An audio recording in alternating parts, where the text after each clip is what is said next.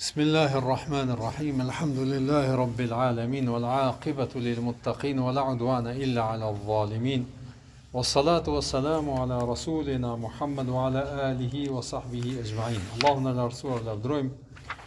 Qojm salavat dhe selam e pejgamberit të tij Muhammedit sallallahu alaihi wasallam, familjes, shokëve dhe të gjithë besimtarëve muslimanë që pasojnë rrugën e tij dhe udhëzohen me sunetin e tij deri në ditët e fundit.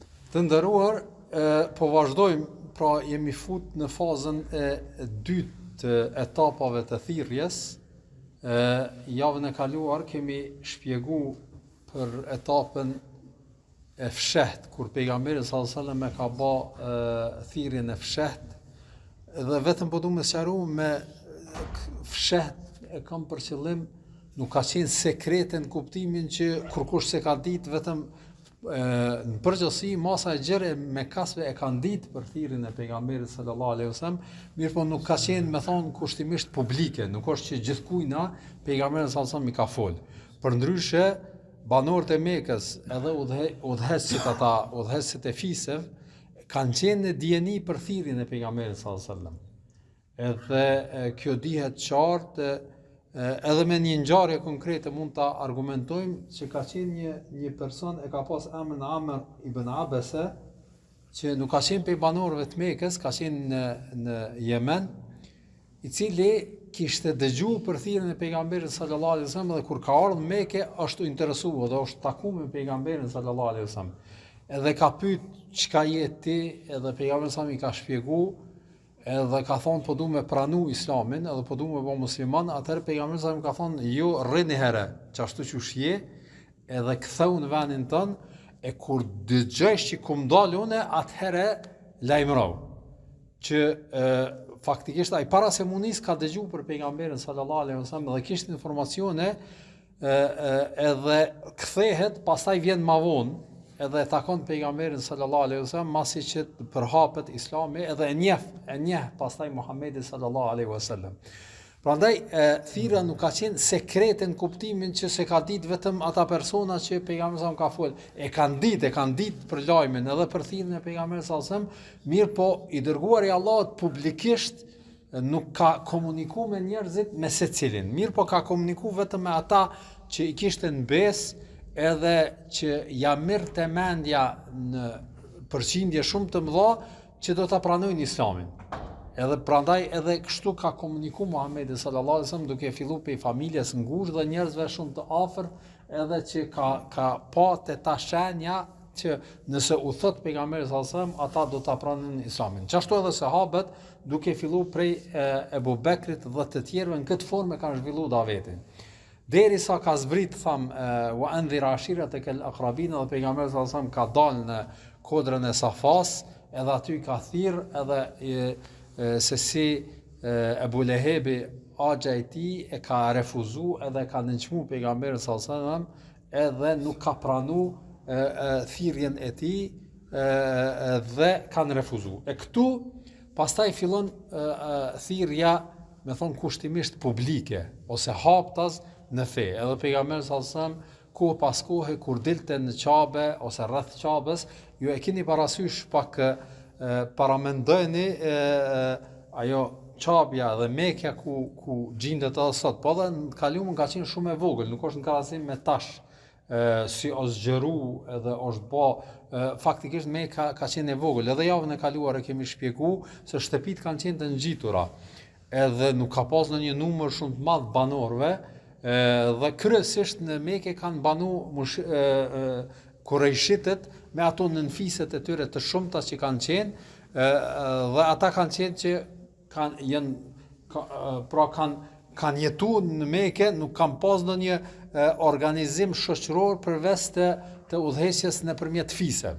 Domthonë kjo ka qenë ajo, nuk kanë pas mbret, nuk kanë pas kryetar ose diçka, po faktikisht secili nënfis, jo fis, nënfis i Kurejshitëve e ka pas një person që ka pas autoritet, edhe faktikisht ai është sikur është konsideruar si kryeplaku ose kryesori i fisit vet, edhe ka komunikuar me këta, kanë pas secili kanë pas ato vendet e veta ku janë mbledhur dhe janë diskutuar dhe kanë bisedu, e këtu kanë qenë për rreth Qabes.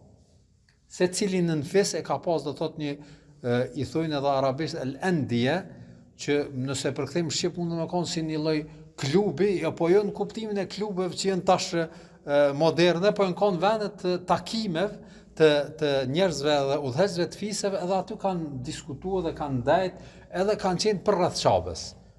Për rreth çapës edhe kanë ditë, edhe kush po hin, edhe kush po del, edhe pra krejt zhvillimi është bërë në atë vend. Edhe pejgamberi sa kohë pas kohë kur ka dalë në Qabe, edhe ka bë tavaf, edhe i ka thirr, është ndal. Edhe kjo ka qenë praktike e gjithë njerëzve që janë dalë në për këto vende, duke bë tavaf edhe i kanë përshëndetë dhe kanë folë me ta në përgjithësi. Në këtë formë ka vepruar pejgamberi sa edhe i ka thirr. Po nuk e kanë pranuar kryesisht do thotë këto vende Muhammedin sallallahu alaihi wasallam, edhe prej atij momenti që është bë thirrja publike, ka fillu do thot një lloj refuzimi dhe një lloj kundërshtimi shumë i ashpër ndaj Muhamedit sallallahu alaihi wasallam. Edhe pse deri në atë kohë kanë pas respekt të jashtëzakonshëm, e kanë konsideruar si njeriu më besnikun e fisit dhe më i respektuar edhe të gjitha fiset, edhe ato nën fiset e kurajshitëve, pra kanë pas respekt ndaj tij. Por kur filloi thirrja të bëhet publike, edhe pejgamberi sa ti thret njerëzve që të mos adhurojnë idhuj, gure, druë, apo ata idhuj që kanë pas për rreth Çabës, edhe të besojnë në Allahun e sakt, Allahun e vërtet, ata kanë filluar pra me njëherë atë kundërsulmin edhe akuzën e ndaj tij, edhe kështu që kanë tentuar se çfarë qysh mi përgjigj Muhammedin sallallahu alaihi wasallam. Prandaj edhe në këto vende të takimeve të tyre e kanë diskutuar qysh me refuzu. Posaçërisht për ta nuk ishte interes se Mekka që tham ka qenë edhe qendër tregtare që njerëzit nga vendet e ndryshme, viset e ndryshme kanë ardhur aty dhe kanë bashkë blerje rreth Çabës, po edhe nëpër tregjet e njohura të Mekës që kanë qenë nëpër vende të ndryshme. Po janë friksuar që kur ju flet Muhamedi sallallahu alaihi wasallam sipas tyre mos pi mashtron, edhe po e pasojnë, prandaj kanë filluar ato kundër akuzat, ose çysh më thon, kanë filluar ato akuzat e drejtë për drejtë edhe tërthërta ndaj Muhamedit sallallahu alaihi wasallam për me stopu dhe me ndal thirrjen e tij. Ashtu qysh vepronte Abu Lehebi, që shkonte pas Muhamedit sallallahu alaihi wasallam, dhe të gjithë e njihnin Abu Lehebin, se ka qenë njëri me emër, pra djali i Mutalibit, pra një prej djemve të tij, ka qenë edhe e ka njoft, kurse Muhamedi sallallahu alaihi wasallam nuk e ka njoft të gjithë ata vizitorët, për arsye se ka qenë më i ri, edhe i shkonte pas Muhamedit sallallahu alaihi wasallam kur ai i thirriste dhe u atërheqte vrejtë dhe fliste me të tjerë, shkonte mrapa dhe thoshte që mos ja shihni për të madhe se nuk është aman. Edhe kështu do thotë gjithmonë este kur kishte mundësi vetëm për me dobësu ndikimin e Muhamedit sallallahu alaihi wasallam në këto rrethe dhe në këto vende të ndryshme, posaçërisht me të hujt. Prandaj edhe një prej bisedave që ka qenë edhe me Umayy ibn Khalaf, ka qenë edhe kjo që ju e dinim Umayy ibn Khalaf e kemi përmend disa herë, por ndoshta e keni harru, ka qenë një prej atyre më të respektuarve në mesin e kurajshitëve. Dhe diskutojmë të çka me bë tash, po vjen sezona që njerëzit kanë me ardhur për në Çabe, Musil, tash qysh me prezantu Muhamedit sallallahu alaihi wasallam. Atëre kanë thonë pithojna që është i çmendur. Domthonjë që s'është tamam. Umayy ibn Khalaf ka thonë vallahi nuk mundesh mi thonë se e dim çysh është çmenduria, edhe e dim kush është njeri kur s'është tamam. Pastaj ka thonë atë i thojmë që është shair, do thotë është poet, do thotë din me thurr poezi, edhe kjo ka thonë nuk mund me thonë që është poet, se dim që është poezia, për arsye se tek arabët ka qenë shumë e përhapur poezia, edhe e njohur, edhe kanë ditë çka është poezia dhe si dallohet, për arsye se shumica e arabëve, edhe nëse nuk dinin shkrim lexim, ose kanë qenë poet, ose kanë njohur poezinë shumë. Domthon kanë njohur, do thotë, edhe e kanë ditë edhe kanë mësuar përmendsh vazhdimisht. Kanë thonë kjo çka po thot Muhamedi sallallahu alajhi wasallam, ajetet të cilat po i reciton nuk janë prej poezisë. Edhe ka thonë kjo s'mundet me qenë. Atëherë çka më thon? Kanë thonë që ka prej gjinëve, do thotë ka sulme, edhe këta e refuzon derisa i thojnë Umej ibn Khalaf, i thojnë ata të tjerët, ka thonë tash fillojnë me akuzu që edhe ti e ndiku prej ti, që do më thonë po refuzon çdo formë do më thonë qasjes, edhe ti do më thonë paske edhe këtë se pranon Umej ibn Khalaf. Edhe e refuzon, edhe thotë jo, nesër thotë do t'i themi që është magjistar. Do t'i themi që është magjistar, po i bën magji njerëzve, se jo do thotë diçka tjetër, edhe këta është ajo përzgjedhja mas shumti. Megjithëse të gjitha format i kanë përdor, Umeji thotë kjo është do thotë ma e drejta, edhe dakordon këtë. Domthonë kështu kanë tentuar në forma të ndryshme me stopu thirrjen e Muhamedit sallallahu alaihi wasallam. Faktikisht akuza të cilat edhe sot në botën bashkëore kur tentojnë me prezantu Muhamedit sallallahu alaihi wasallam, i kanë do thotë njëjtat, ose akuzojnë që ka qenë një njeri që s'ka qenë, do thotë ka qenë i prekum pe gjinëve, domethënë i ka, çish më thon, këto që i ka thonë kanë qenë, ai ka vetë do thotë ka menu që është, po kanë qenë gjitha prej vetvetes tij. Ose e kanë akuzuar për magjistar, e kështu, pra domethënë e shohim që metodologjia e tyre është njëjtë me metodologjinë që e kanë përdorur fillimisht mushrikët e Mekës për me stopu thirrjen e Muhamedit sallallahu alaihi wasallam. Pastaj kur kjo ka ardhur deri në një fazë domthon çish më thon kushtimisht sulmit që i kanë bërë Muhamedit sallallahu alaihi wasallam me këto propaganda, edhe kanë po që nuk është të funksionu, atëherë kanë filluar edhe në forma fizike, me kërcënime konkrete. Dhe këto kërcënime kanë filluar mas pari t'i shkojnë kujt Ebu Talibit, agjes së Muhamedit sallallahu alaihi wasallam, i cili ka qenë i afërt me Muhamedit sallallahu alaihi wasallam, edhe pse s'ishte musliman. Ebu Talibi e dim që nuk e ka pranuar Islamin, edhe ka shku nga kjo botë duke qenë jo besimtar. Megjithatë e ka mbrojt Muhamedit sallallahu alaihi wasallam nga perspektiva që ishte i tij, do thotë i afërm i tij. Domthonë edhe nga rregullat edhe kultura edhe ato kodet në përgjithësi që shtam pak më herët tek arabët në atë kohë ka sundu ligji i fisëv, që ti me ndihmu tonin, pavarësisht çfarë pozite është, minajt gati do thot kur ka nevojë, edhe mos me nënçmu. Dhe kjo kështu do thot janë mbajt njëri me tjetrin, do thot nderi, gjitha këto i kanë pas në nivele, po gjithashtu edhe me mbrojt çka është do thot gjakijoti. Dhe kjo ka funksionuar në përgjithësi. Edhe nëse ka pas mirë kuptim në përgjithësi, vazhdimisht ka qenë xhelozia se kush është më shumti që sakrifikon edhe është do thot për fisin e vet, do thot i rrin gati fisit vet. Edhe Abu Talibin nga kjo perspektiv e ka mbrojt Muhamedit sallallahu alaihi wasallam. Fillimisht Allahu xhalla wala ka dashur që mja vendos një dashuri të jashtëzakonshme ndaj nipit të tij, Muhamedit sallallahu alaihi wasallam. Pra edhe pse kishte nip, nuk e kishte djalë, të vërtet e ka dashur më shumë se djem.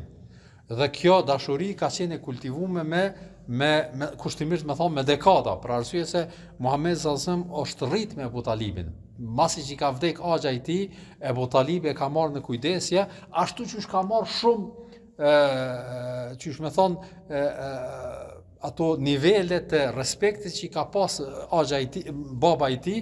Abu Talibi ka qenë më i respektuar për këtë vëllezërve të tij. Dhe është konsideruar si kryeplaku i fisit Banu Hashim, me thonë nën fisit Banu Hashim që ka qenë nën fis i Qurayshitëve. Edhe ka qenë më i pari. Edhe e ka dashur Muhamedit sallallahu alaihi wasallam jashtëzakonisht, prandaj edhe i ka qëndruar vazhdimisht në të. Neve kemi bërë një paralele javën e kaluar dhe sot po dojmë me e theksu se si, domthonë shembullin e dy axhallarëve të tij, Ebu Lehebit edhe Abu Talibit. Ebu Lehebi gjithashtu ka qenë agja i tij. Mirë po ka qenë një armik shumë i përbetum, jo besimtar, që është mundu, o konë gjanje me i ba, që ka do Muhamedi sallallahu alaihi wasallam. Nuk e ka mbrojt as nga aspekti fisnor ose diçka, pra konë kryesisht me gjithë ata kundërshtarët edhe e Mekës prej Kureshitëve. Edhe kemi Ebu Talibin që gjithashtu nuk ishte besimtar, nuk ishte musliman, po e ka mbrojt Muhamedit sallallahu në çdo situatë edhe në çdo rrethon. Dhe po kuptojnë nga kjo që jo të gjithë jo besimtarët janë të një rangu. Apo? Prandaj edhe neve muslimane, faktikisht edhe kultura islame na ka mësu, edhe tradita shumë vjeçare, edhe tek ne në musliman që nuk i trajtojmë të gjithë jo besimtarët njëjtë. Edhe faktikisht ka jo besimtar që mundet me kanë armiq i përbetuar joti edhe me të akuzu edhe me të luftu edhe me të refuzu, po mundet me qenë jo besimtar që ti mundesh me pas marrëdhënie dhe raporte të mira me të. Edhe jo të gjithë jo besimtarë janë të një niveli. Edhe kjo është e rëndësishme me pas parasysh, posaçi në kohën bashkëkohore kur disa prej të rive nga entuziazmi i teprum, jo besimtarë domosdoshmë janë gjendje me bë çka dush, jo. Mi a marr pasunin, me vjedh, me i bë domosdoshmë çka dush, zullum, pse ai se beson Zotin. Po nuk është, domosdoshmë ky trajtim në këtë formë nuk ka qenë kurrë as te Muhamedi sallallahu alaihi wasallam, po as Muhamedi sallallahu alaihi wasallam. Neve dim në përgjithësi, ne musliman, posaçë këtyre vizave, kemi bashkëtuar me jo besimtarët, apo? Edhe raporti i tyre ka qenë në çat nivel. S'po them vetëm në kohën e komunizmit. Pra arsye se në kohën e komunizmit mundna me thonë që muslimanët e kanë dopt, po edhe para kësaj. Neve mundem me u krenu edhe me vërtetu se si në botën islame kur dojnë për shembull me fol me thon kushtimisht Evropa edhe krishterët me thon qëre për flitet zakonisht për Hagia Sofin që o shëndruan prej kishës o shëndruan në xhami, edhe se si musliman do thotë e kanë që faktikisht nuk është kjo realitet. Për arsye se ajo kish faktikisht Mehmet Fatiu e ka ble prej krishterëve. Nuk është që e ka uzurpu, nuk është që e ka marrë edhe me zër do thotë e ka bë kish, e ka ble prej tyne me paret e veta, bile jo me paret e qeverisë tina, me paret e veta e ka ble prej tyne, edhe e ka shndruar në xhami. Dhe një ashtu, kush e ka vizitu për shembull Stambollin, mundet me pa, ka me 10 kisha tjera që nuk e mba xhamia, që nuk janë shndruar, kanë me kisha. Për arsye se nuk është Islami që e lufton jo besimtarin edhe ja rrëmben vetëm pse është jo besimtar.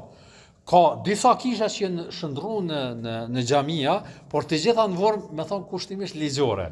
Për arsye se musliman e kanë ndaluar qysh me thon vetëm pse është i fortë me shndru një kish në xhami e kështu me radhë. Dhe kjo nuk është realiste. Domthon kime 10 xhamia nëpër Stamboll që janë ende kisha janë prej motit dhe gjithmonë kanë qenë kisha dhe kanë beç ashtu. Pse? Ka qenë do thotë liria e praktikimit të fesë në dispozicion të tyre. Dhe ato që janë shndruar në formë ligjore. Në anën tjetër e shohim do thotë perëndimin, posaçërisht Spanjën për shembull. Nëse marrim Spanja ka qenë disa vendet të tyre kanë qenë më shumë se 5 shekuj kanë qenë vendet muslimanëve. Disa prej tyre edhe 800 vite ka qenë vendet muslimanëve. Mirë po e shohim që të gjitha xhamia që kanë ekzistuar do thotë janë shndruar kisha ose janë rënues, nuk ka do thotë xhamia që kanë mbet prej asaj kohe, edhe që xhamia e njohur e Kordovës që është shndruar në kish, as që është e madhe, sa që edhe kur e kanë shndruar në kish nuk kanë mujt me zapu krejt, vetëm një pjesë xhamisë e kanë shndruar do thotë kish, për arsye se as shumë është e madhe. Dhe kjo ka qenë do thotë me jo në formë, me thon kushtim, domthon ka qenë me rrëmbim edhe vetëm pse janë më të fortë e kanë bërë këtë. Për shembull më të lehtë e keni për shembull kryqëzitetin Beogradin, i cili në kohën e Osmanlive ka pas më shumë se 250 xhami. Sot e ki një xhami ose eventualisht 2, në kohën e komunizmit kanë vetëm një xhami ka mbet. Domthon të gjitha janë shkatruar, janë rrënuar, edhe s'ka mbet asnjë.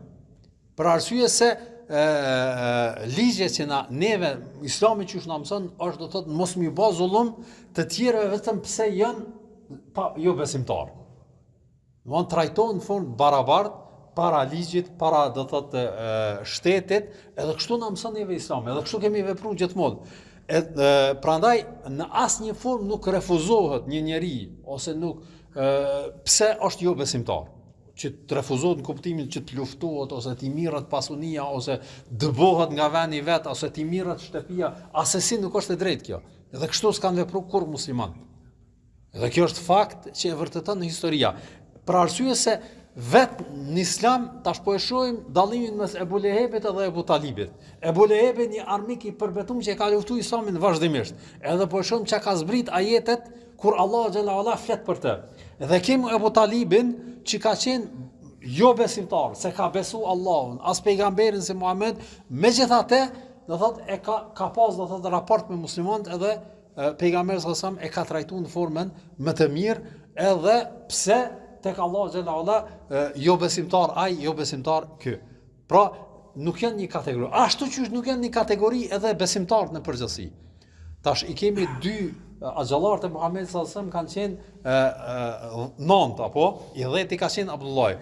Prej atyre pra është Ebu Lehebi një shembull i armikut përbetum, e kemi Ebu Talibin një armik ose me thonë një jo besimtar i cili nuk i ka armisu musliman.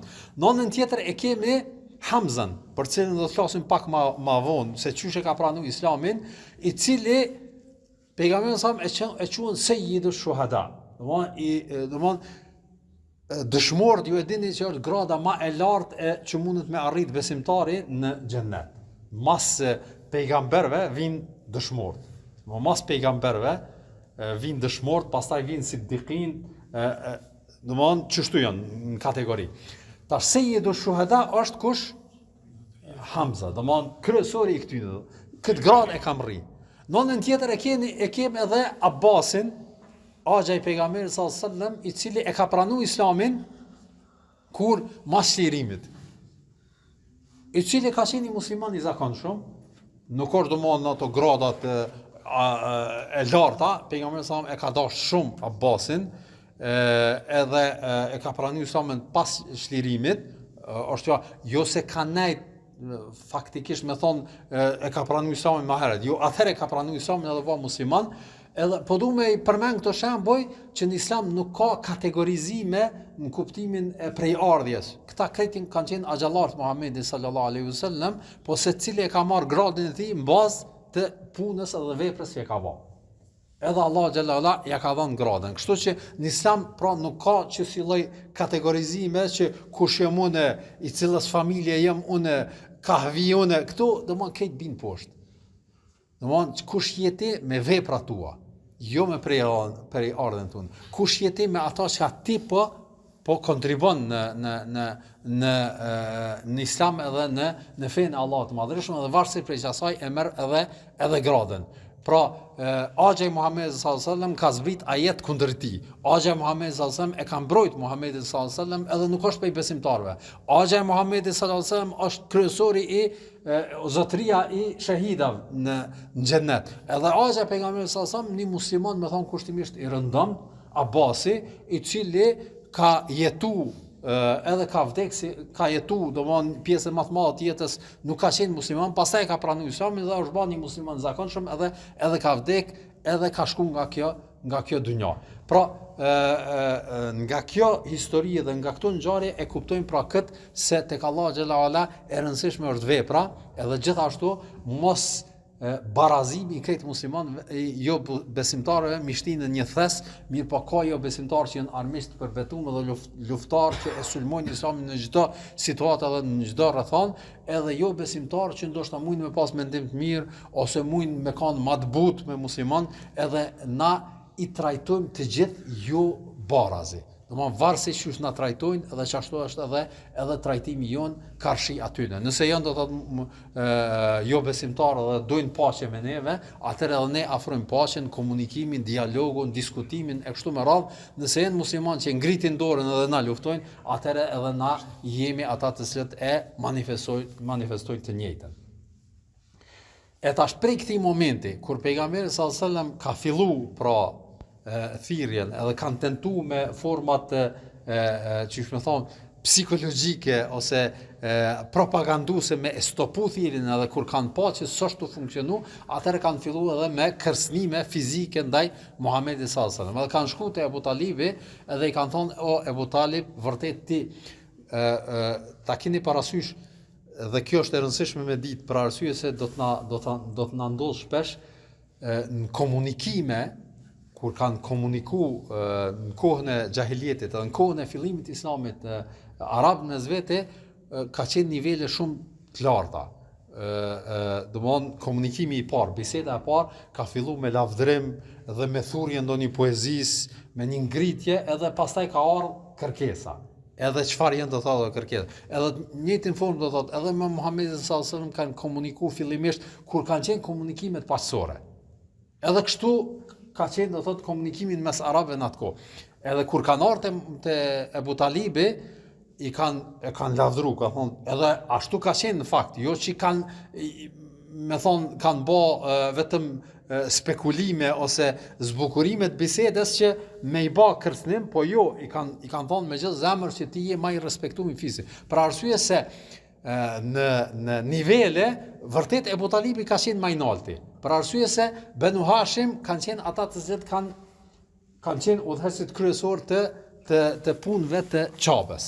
Banu Hashim do thotë nënfisi kurejshitëve nga i cili ka rrjedh edhe Muhamedi sallallahu alaihi wasallam. Për shembull Banu Makhzum kanë qenë gjithashtu rival të tyne, mirë po nuk ka qenë në këtë nivel. Edhe ata gjithmonë, ju e dini që kanë posaçërisht ndërmjet këtyre dy fisëve, Banu Hashim dhe Banu Makhzum, gjithmonë kanë pas një farë rivaliteti. Ebu Gjehli ka qenë prej Banu Makhzum. Ebu Gjehli. Tash Abu Talibi ka qenë prej Banu Hashim dhe ka qenë më i respektuar për këtë fisëv, edhe Abu Talibi ka qenë, me thonë, kushtimisht kryesori. Edhe pse secili fisë ka pas një kryeplak. Po ky ka qenë më i respektuar. Edhe kanë ardhur ata edhe i kanë fol. Prej tyne ka qenë edhe Abu Lehebi.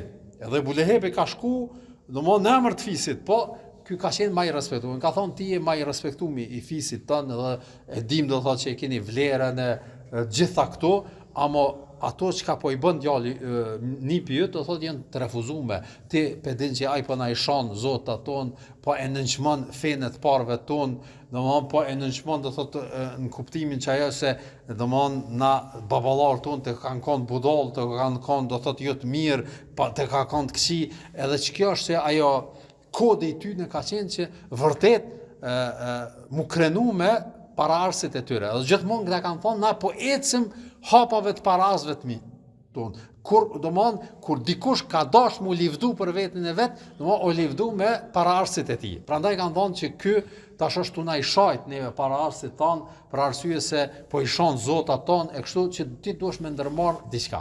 Abu Talibi fillimisht kur e ka pa këtë qasje, i ka marrë me të mirë. Edhe i ka hesht, edhe gjithashtu për Abu Talibin thuhet që ka qenë poet. Edhe ka pas poezi të shumta që i përmend, unë s'po du me thonë diçka nga ajo për arsye se në gjuhën arabe pastaj kur përkthehet nuk është që po mbetet diçka, po ka qenë poet, edhe ju ka fol shumë mirë, ka det me fol, edhe i ka hesht në një formë. Edhe ka nal me çikaq. Mirë po ata kur e kanë pa që Abu Talibi s'ka ndërmarr asnjë mas, kanë ardhur pak më ashpër mas një kohe. Edhe i kanë fol pak edhe më ashpër. I kanë thonë qyre, ja kime nal, ja na kena me ndërmarr diçka.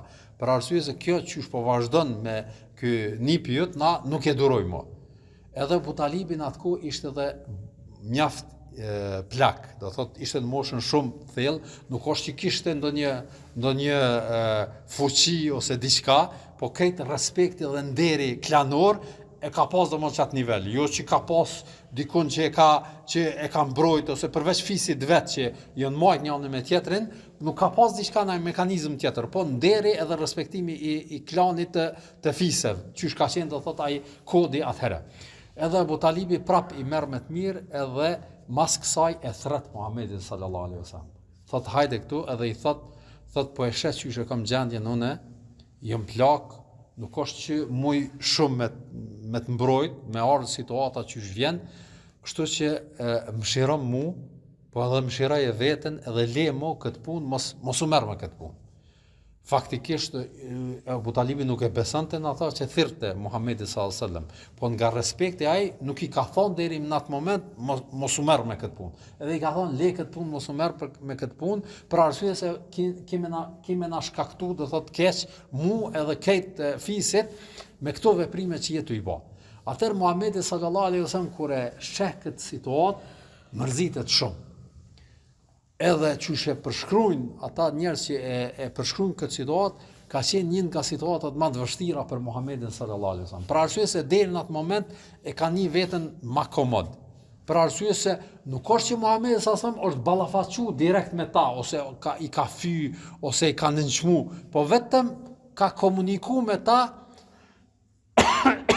ka debatuar me ta, edhe ka polemizu me ta, jo që ka akuzu ose i ka nënçmu, ose do thot pejgamberi sa korrekt me ta. Edhe nuk i ka prit që vjen situata në këtë fazë që me thonë Abu Talibi le për arsye se është situata rrezik. Edhe mërzitet shumë, edhe ishte një gjendje shumë të vështirë Muhamedi sallallahu alaihi wasallam, megjithatë i drejtohet Abu Talibit edhe i thot o agja jam, thot për Zotin, po të ma vendosin diellin hanën në anën e djathtë dhe diellin në anën e majt, do të më japshin dritë, kishin fuqi me ma bë kët, nuk do të heqi dorë nga ajo që jam të thirr, përveç nëse vrasin ose des, do thot duke shpërnda këtë të vërtet. Kështu i përgjigjet Abu Talibit edhe i rrjedhin lot edhe çon Muhamedi sallallahu alaihi wasallam edhe qohet prej atij vendit edhe ec. Edhe mërzitet fort që e thash pak më herët, për arsye se ka qenë një situatë shumë delikate për Muhamedit sallallahu alaihi wasallam, për arsye se e vetmja formë mbrojtjes së tij ka qenë domthon kjo, aspekti klanor. Nuk ka pas në një ligj tjetër ose sistem tjetër, me pas që e kanë pranuar Islamin shumë njerëz, edhe ka ndonjë fuqi, jo, edhe ata që e kanë pranuar kanë qenë do thot niveli më i ult i banorëve të Mekës. Domthonë nuk kanë qenë nivelet në alta që me dalë mi thonë kur kush zguzon me prek ose diçka, jo, kanë qenë do thot nivelet ulta. Vetëm do thot ligji klanor ka mujt me e mbrojt. Edhe kjo ka nis me ra, atëherë pejgamberi sallallahu alajhi wasallam mërzitet shumë edhe i thot këtë edhe del. Po don Allahu i madhreshëm që Abu Talibi me e forcu në këtë qëndrim, edhe me shpreh, me manifestu atë rahmet edhe atë dashni që e kishte ndaj nipit vet, edhe e thret thot hajde këtu, edhe i thot bo çka dush se kur kush guzon me të prek. Domthon edhe pse nuk besonte në atë që thret Muhamedi sallallahu alajhi wasallam, dashuria ndaj tij që Allah xhalala e kishte bë me ekzistuar në zemrën e Abu Talibit, edhe kur e ka pa reagimin e tij se sa është i qëndrueshëm në kët, atëherë i thot hajde këtu, bo çka dush kur kush guzon me të prek. Edhe e lën të lirë, edhe vazhdon edhe banorët e Mekës nuk kanë mundësi me e kundërshtu Muhamedi sallallahu alajhi wasallam haptas publikisht. Tentojnë vazhdimisht dhe do t'i flasim disa, po kjo ishte të thot një situatë shumë delikate për Muhamedit sallallahu alajhi wasallam, për arsye se ka qenë situatë a me vazhdu në Mekë apo çka me bë. Po kur e merr këtë garancë nga Abu Talibi, pastaj pejgamberi sallallahu alajhi wasallam ishte i lirë. Edhe nuk ishte pra kërcënim publik se do të vritet ose do të stopohet ose do t'i bëhet diçka e keqe. Dhe nuk kishin mundësi fise tjera me i bë dëm, për arsye se do të dihej se kush ishte personi që e ka bë këtë. Dhe e dinin që fisi i Muhamedit sallallahu alajhi wasallam nuk do ta linte punën me kaq. Për arsye se çu shtam pak më herët, krejt çfarë ka është që ka mbretëruar në atë kohë ka qenë ligji i fisëve dhe kështu ka qenë. Do thotë që asnjë fis e ka mbrojt njëri tjetrin në atë formë që s'kan guxu me ngrit dorë ndaj tjetrit, për arsye se kjo ka shkaktuar pastaj hakmarrje edhe do thotë rrezik, do thotë që ndërmjet fisëve me shkaktuar konflikt. Pastaj Këtu edhe në një formë, edhe pse e merr këtë garancë pejgamberi sallallahu alajhi wasallam, fillojnë pastaj edhe trysnit, edhe zullumet, edhe ndaj vuajtjet ndaj Muhamedit sallallahu alaihi wasallam, të cilat kanë qenë të vazhdueshme gjatë tërë kësaj kohe. Dhe prej atyre personave që më shumë i kanë bërë zullum pejgamberit sallallahu alaihi wasallam ka qenë Ebu Lehebi, për cilin e kemi përmendur javën e kaluar. Po gjithashtu prej personave që më shumë i kanë bërë zullum Muhamedit sallallahu alaihi wasallam ka qenë edhe Ebu Gjehli. Ebu Gjehli, banorët e Mekës e kanë thirrë Ebul Hakam. Ebul Hakam do të thonë njëri i mëshëm, e ka këtë kuptim. Mirë po, pejgamberi sallallahu alajhi wasallam e ka quajtur Ebu Gjehel, baba i ignorancës, për arsye se vërtet refuzimi i tij ka qenë shumë arrogant, edhe shumë i ashpër, edhe i ka bërë zullum pejgamberit sallallahu alajhi wasallam vazhdimisht në çdo situatë edhe në çdo rrethon. Edhe një prej zullumeve që i ka bërë Ebu Gjehli pejgamberit sallallahu alajhi wasallam kanë qenë të disa forma. Prej tyre ka qenë që me një rast aq shumë ishte i dhënë në Muhamedit sallallahu alaihi wasallam, sa që i ka thonë aty në njerëzve që kanë nejt afër Qabës, ka thonë unë po e ka marr një gur të madh me vete, e ka lënë afër Qabës, ka thonë çat moment që vjen Muhamedi sallallahu alaihi wasallam, edhe bjen sejdë në Qabë, ku më marr këtë guri dhe ku më jashit në kokë, edhe domthonë me myt Muhamedit sallallahu alaihi wasallam. Edhe me të aguri, ullet në guri edhe pret Muhammedin sallallahu alaihi wasallam. Edhe këta banorët e Mekës, posaçërisht këta që ishin që rrinin në për ato vende, presin ta çka po ndodh. Kur vjen Muhammedi sallallahu alaihi wasallam, ja nis mu fal ndërmjet ruknit Yamanit edhe ruknit Hajar al-Aswadit, ja nis mu fal pejgamberi sallallahu alaihi wasallam, edhe ky e merr atë guri edhe fillon me ju afru. Mirë po kur fillon me ju afru, zbrapset. S'munët më afru, edhe e gjun atë guri edhe ik. Edhe pejgamberi sa e kryen namazin edhe vazhdon. Do nuk rrin aty, vazhdon, edhe pastaj shkojnë te Ebu Gjehli, ka thonë çka ka ndodhur, çabane. Thot për Zotin, thot ju afrova me njashit gurin, mirë po ka dy transmetime. Një transmetim thot ku pa zjarr, që po më ka plën një farë zjarri, edhe jam tut prej zjarrit jam ik. Dhe në një transmetim ka thonë që e kum pa një deve të madhe që ka hap gojen edhe që doj keme më hangër edhe jam friksu dhe jam largu prej ti.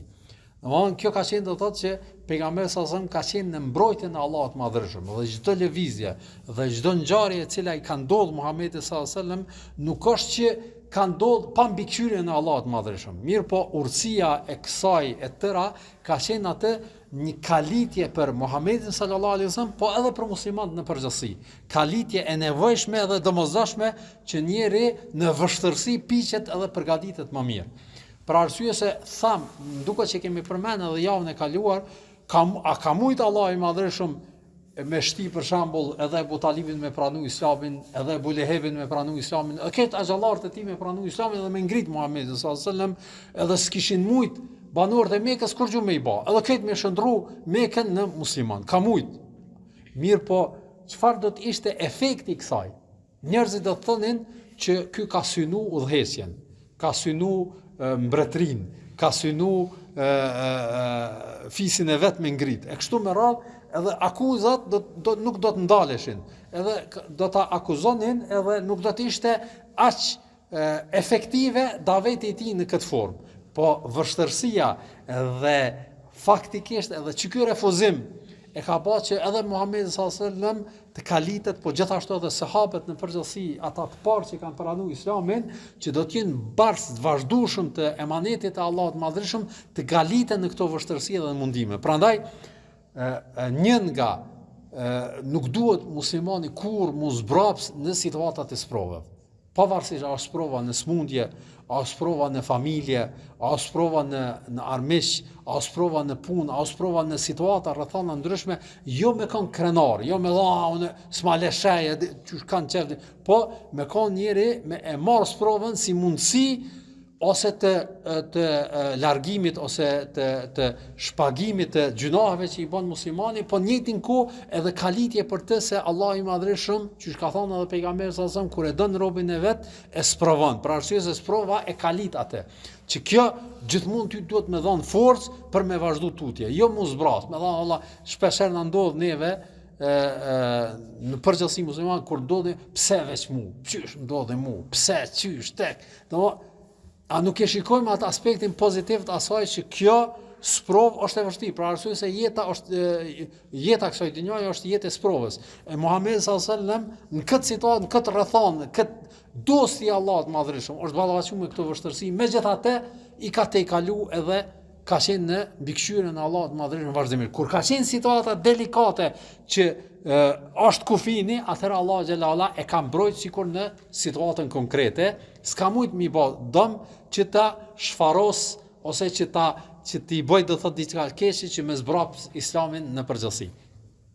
Pastaj ngjarja tjetër e cila ka ndodhur ka qenë me një rast aq e kanë nënçmuar Muhamedit sallallahu alaihi wasallam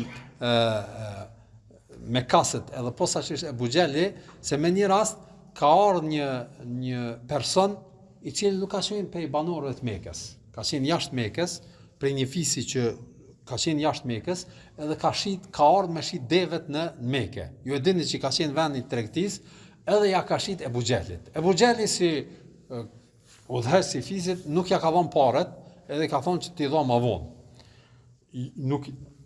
Nuk e ka refuzuar, mos dhënë që mi thonë s'ti dha hiç, por ka thonë t'i dha më vonë, edhe ka pas mundësi, ka pas fuqi, ka pas pozitë, edhe e ka ky njeri do thotë se ka bë hesab kurkush, nuk ka pas fis që e mbron dikush, edhe nuk ja ka dhënë paret. Edhe ka bë hajgare me ta, e dini nganjëherë kur ka njeri na ndodhen në kohën bashkëore, disa biznesmena, disa njerëz që vetë pse kanë mundësi se ja paret. E shtin me lut, me thirr, me asi, pse do të më kallëzuat veten që kush jam unë. Do të më tregu veten, e kështu janë njerëzit, për arsye se kur janë në një situatë krenarisë e humbin do thotë të vërtetën, edhe nëse nuk i gjykon, edhe nuk gjykon nga aspekti i drejtës edhe zullumit, edhe atë se Allah xhalala nuk e don këtë rrethon, ata bëjnë do thotë këto tejkalime. Edhe kështu edhe Abu Xhehli kishte mundësi me kthy, vetëm pse mundet edhe ka aftësi refuzonte. Edhe bënte hajgare me ta. Kur vinte nuk i japte parë, thekë masa ndej s'po t'i dha që tash ka ku prit. Ai njeri do thotë ka met në Mekë. Derisa shkon në disa transmetime kanë thonë që vetë Ebu Xhehli për me bë hajgare me ta i ka thonë unë s'po t'i dha, po shko t'i jap Muhamedin në meje. Tash ka dash me përqesh me bë hajgare me Muhamedin sallallahu alaihi wasallam, ka thonë t'i jap ai në vend meje. Edhe ky nuk e ditte kush është Muhamedi, ky njeri huj, as që kanë ata në një vetë fërkime këtu sende se ka ditë. Edhe ky ka menduar që për një Muhamedi alayhi salatu wasalam ja jap. Në një transmetim thuhet që kur nuk ja ka dhënë Abu Xheli, ky ka shkuar në për ato qendrat e këtyne fisëve të Kurejshitëve në për rreth Çabës, edhe ka thonë që s'po më jap Abu Xheli, s'po di çfarë më bë. Edhe këta tash për me bë hajgare me të dhe më shumë kanë thonë qyre çaj njeri që po falet çatë, ai mundet me t'i nxjerr parën. Ai do thotë janë me ti. Domethënë veç me bë hajgare me Muhamedit sallallahu alaihi wasallam. Edhe ky njeri nuk din të thotë çka është situata, dhe kush është Muhamedi sallallahu alaihi wasallam, nuk i dinte këto sende, edhe shkon te Muhamedi sallallahu alaihi wasallam edhe i ankohet. Thotë Abu Xhehli ka borx, i kumshit që deve, edhe s'është më dhon paret, edhe po më thonë që ti mundesh me mi dhon për to, ose mi thon ti me mi dhon, ose në transmetim që ka thonë Abu Xhehli ka thonë që ti më jap për to. Edhe Muhamedi sallallahu alaihi wasallam kur e sheh këtë situatë, edhe që është synimi i përqeshjes, thot hajde me mu, edhe shkojnë te Abu Xhehli. Edhe i troket ndere Abu Xhehlit. Muhamedi sallallahu alaihi wasallam. Edhe Abu Xhehli kur thot kush thot Muhamedi. Edhe e qel derën, kur e qel derën, tash këta që ishin në për këto qendra thonë shko këqyr çapo bëhet, që me bëj hajgare sikur që bojnë njerëz, e dim domthon situata të ndryshme. Edhe kur e qel derën, kur e sheh Muhamedi sallallahu alaihi wasallam, vrehet që fytyra i ndrohet. Abu Xhehlit. Edhe pejgamberi sa më thotë ky ti ka dhënë deve, ti ka shi deve, ti ktheja parat, mos e vono, mos e neglizho do thot pagesën. Edhe Abu Xhehli hyn mrena, i merr ato parat, edhe e jep, edhe e kthen edhe shkon, edhe mshel derën edhe ec. Edhe çuditën ata që e shikonin pse ka ndodhur kjo. Pastaj shkojnë te Abu Xhehli, e thotë çka u bë, pse veprove kështu, na kena bë hajgare me to. Thot vallahi kur e kum qel derën, e kum pa mas Muhamedit sallallahu alaihi wasallam krijesë, një shtazë shumë të rrezikshme, shumë të frikshme, që e ka qelë gojën edhe donte me hangër, edhe nga frika ja dha shparet vetëm për me shpëtu. Edhe kjo është ajo situata dhe momenti kur Allah i Madhërisht e ndihmon Muhamedit sallallahu alaihi wasallam edhe në ato rrethana kur dojnë me e përqesh edhe me bë hajgare me Muhamedit sallallahu alaihi wasallam. Sidoqoftë prej personave që më shumë ti ka hjek Muhamedit sallallahu alaihi wasallam ka qenë Ebu Jehli. Edhe e ka quajt Muhamedit sallallahu alaihi wasallam edhe Firaun e ummeti, që ka thonë çdo ummet ka Firaun. Firauni, domthon, këtu është në kontekstin jo të udhëhesë, por në kontekstin e zullumit. Zullumçar, diktator, domthon që bën zullum, thotë çdo umet ka, kurse faraoni i umetit tim është kush? Ebu Jehli. Edhe kështu e ka përmend edhe shumë ka vujt prej tij, edhe prej mundimeve që i ka bërë, domthon i kemi përmend edhe disa.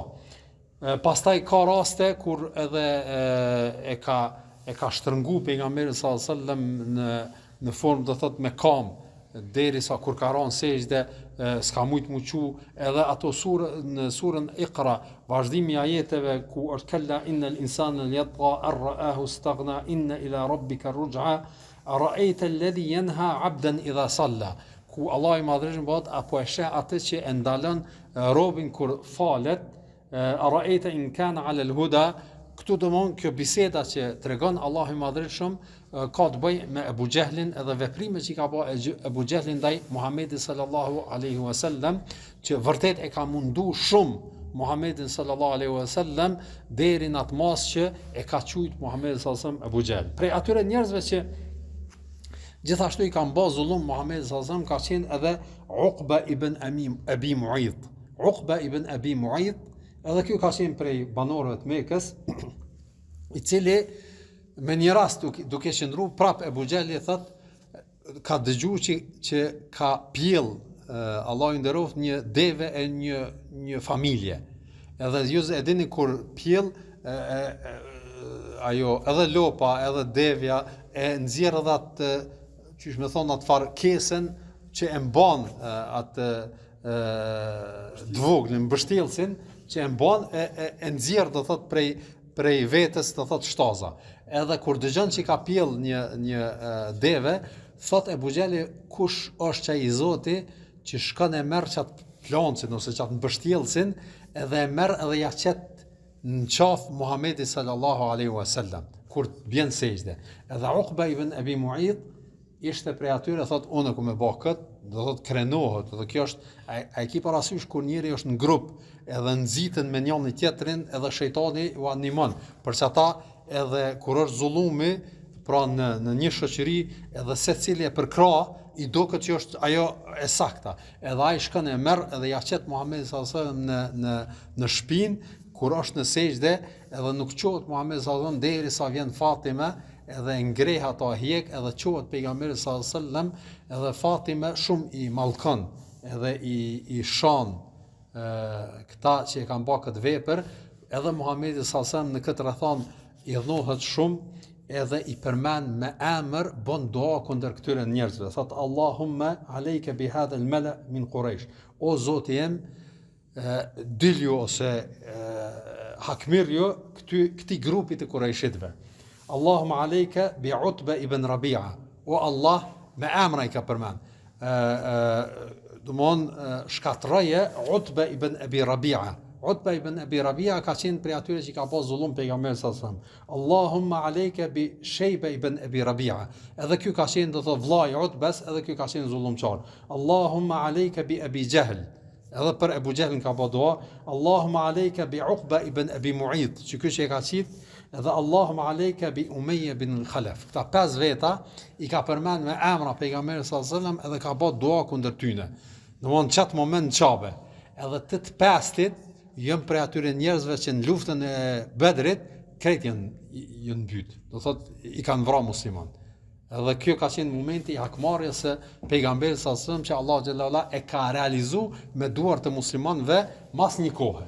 Kur muslimanët domthon e kanë bërë hijretin dhe ka ndodhur ajo betejë e parë dhe lufta e parë në mes muslimanëve dhe jo besimtarëve, kjo do thot këta 5 persona do thotë janë mbyt në këtë betejë, edhe ka qenë një humbje e madhe për mushrikët ku s'kan mujt me u kthjell prej kësaj ngjarje një kohë të gjatë mushrikët e Mekës. Pra, prej atyre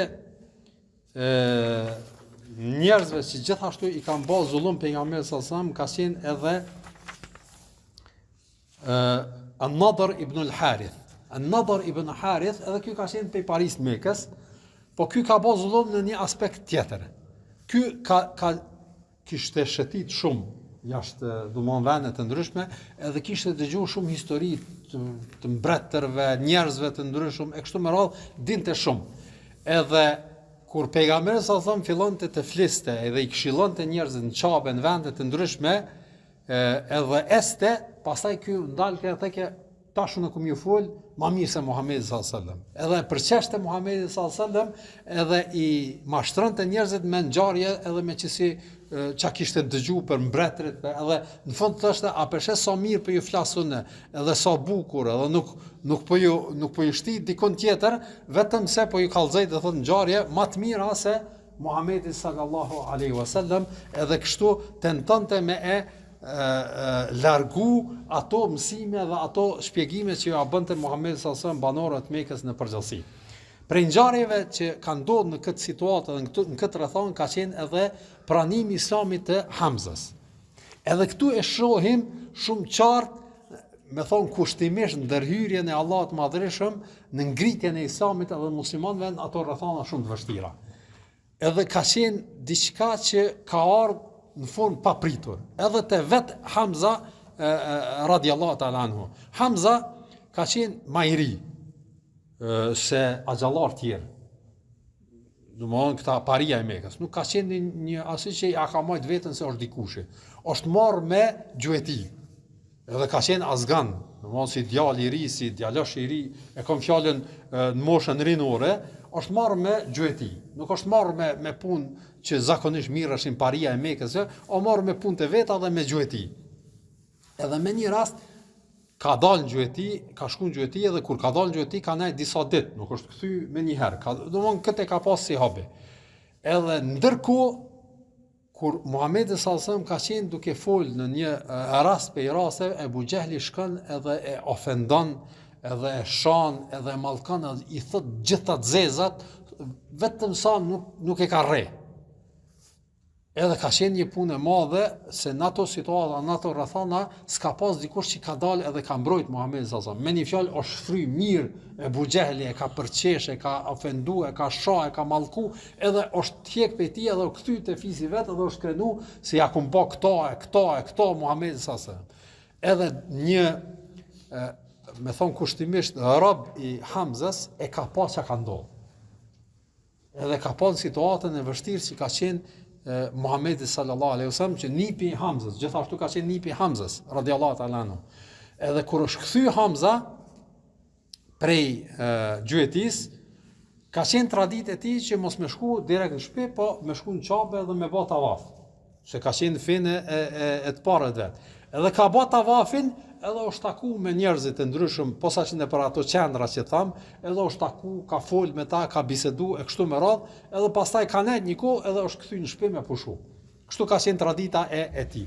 Tash kur është kthy në qabe, ka nis do thot me bata vavin, ka nis me fol me një, e ka taku edhe këtë person. Edhe i ka thonë, o Hamza, ka thonë, nuk e din ti çka ka hjek nipi jot prej Ebu Jehlit. Edhe sa mallkimin, e sa sharjen, e sa ofendimin ja ka bë, edhe kur kush s'ka qenë aty me mbrojt. Edhe Hamza e merr shumë nga aspekti fisnor, më shumë nënçmu se këtë çka ka Ebu Jehli ka qenë prej fisit Ben Mahzum. Domthonjë që ka qenë fisi rival i Kureshitëve. Kureshitët gjithmonë i Banu Hashim, që kanë qenë ma të respektuar, ata gjithmonë kanë qenë. Edhe e merr këtë shumë personale, me thon kushtimisht. Ka dorë Zoti i Madhërisëm me marr në atë formë. Edhe duke bë tavafin e sheh Ebu Jehlin. Edhe s'mundet mu duru, domthon aq ishte ngarku, edhe aq ishte i dhnu. E dini situatën ka herë kur nin diçka edhe si e kanë aty me ndihmu, domthon që shtjet rrethana që jenë gjendje me reagu kundër çdo situate. Edhe shkon te Abu Xehli, edhe e sulmon edhe i mshon, me shigjet i mshon. Atë shumë i mshon, sa që e qet për toke. Edhe thuhet që e ka plagu, do thot në fytyrë Abu Xehlin. E kjo nuk ka qenë punë e vogël, posaçërisht tash për Banu Makhzumin. Për arsye se ka qenë pari e tyne, tash këtu o kom situata me fillu një lloj lufte. Edhe qohën këta Banu Makhzumit tash për me mbrojt parën e fisit me sulmu Hamzan. Mirë po Abu Xehli e nal. Thot nalno, se thot s'ka faj kjo, se ja kum ofendu nipin, edhe ka të drejt, thot që e ka bë këtë edhe e stopon. Ka qenë do thot situata e rastit, edhe e menaxhon edhe Abu Xehli, edhe e duron do thot edhe atë sulm që e ka bë, edhe Hamza i thot në atë situatë, thot qysh ma ke ofendu nipin kur jam unë në fenë e tij. Edhe këtë fjalë e thot pa e gjyku çashtu thon, se nuk është që e beson te Muhamedi sallallahu alaihi wasallam. E thot në situatë nervozës, në situatë të reagimit, pa e mendu se çashtu thon. Edhe tërhiqet. Edhe shkon ky shtëpi vet, edhe tash mendon se çka ka thonë. Tash qysh me dal nga kjo situatë që ky nuk është musliman, edhe i ka thonë atij që unë jam në fenë e tij. Edhe s'din çka me bë. Tash me ardh me thonë po tërhiqna, qysh me thonë po tërhiqna. Me thonë me vazhdu, s'është diçka që hale i ka flenë në zemër. Edhe të natën menon, çka me bë? Qysh m'ja bë? Qysh me dal nga kjo situatë që e ka shti veten. E ka sulmu të parin e Banu Makhzum, i ka thonë që jam fenë e tyne e që faktikisht nuk është, tash qysh m'ja bë dhe menon të natën. Edhe në një formë i lutet Zotit që qilma rrugën qysh me vendosë. Edhe mas në mëngjes shkon edhe takon Muhammedin sallallahu alaihi wasallam edhe i thot që e kum sulmu Abu Xehlin, edhe i kum thonë kështu, po nuk jam në një situatë që folëm diçka, kallzom çka po thutin në këtë situatë. Edhe pejgamberi sallallahu alaihi wasallam e shes që është në një situatë jo hale domon qartë, edhe s'ashtu e pranu Islamin në formë bindje, edhe i flet Muhamedi sallallahu alaihi wasallam disa fjalë që e këshillon, e bën nasihat, edhe prej atij momenti i qelet zemra dhe bëhet musliman. Edhe ky ka qenë momenti kur Hamza pra e pranon Islamin dhe bëhet një musliman i mirë, edhe nga ky moment kthesa muslimanëve ishte më mirë se sa në situatat e tjera. Pra, po ndalemi këtu, inshallah, vazhdojmë në javën e ardhshme, edhe ato tendencat dhe format që kanë tentu me e josh Muhammedin sallallahu alaihi wasallam për mu largu nga kjo thirrje. Wa sallallahu ala nabina Muhammad wa ala alihi wa sahbihi ajma'in.